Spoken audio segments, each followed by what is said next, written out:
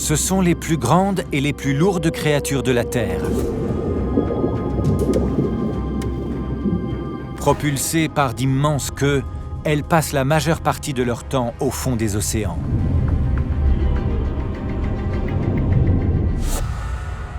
Mais chaque année, quand vient l'été, les baleines bleues apparaissent au large de Los Angeles.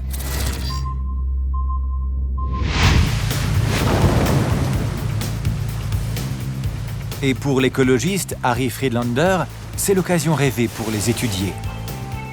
Quand vous vous en approchez, vous prenez conscience de leur taille. Et vous vous sentez vraiment ridiculement petit dans votre bateau à côté de cette énorme baleine. Elles sont tellement immenses qu'elles ont un côté intimidant. Les chiffres parlent d'eux-mêmes.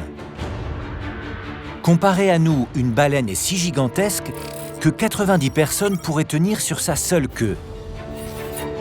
Avec un poids avoisinant les 200 tonnes, elles sont 30 fois plus lourdes qu'un éléphant d'Afrique. Et avec 30 mètres de long, elles égalent en longueur un Boeing 737. Mais comment un mammifère a-t-il pu devenir aussi énorme ?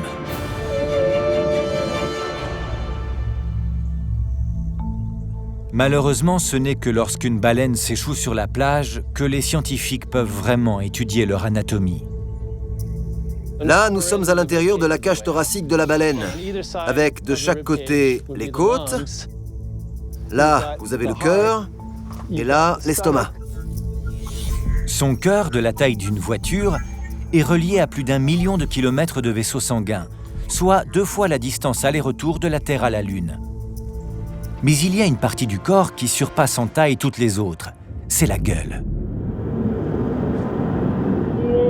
Plutôt que de chasser un seul gros poisson, les baleines bleues utilisent leur bouche pour engloutir des bancs entiers de minuscules crevettes, appelées krill.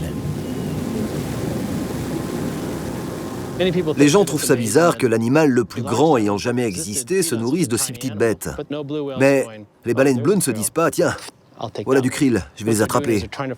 Elles ne cherchent pas un peu de krill par-ci par-là, mais des dizaines et des dizaines de milliers qu'elles engloutissent d'un seul coup.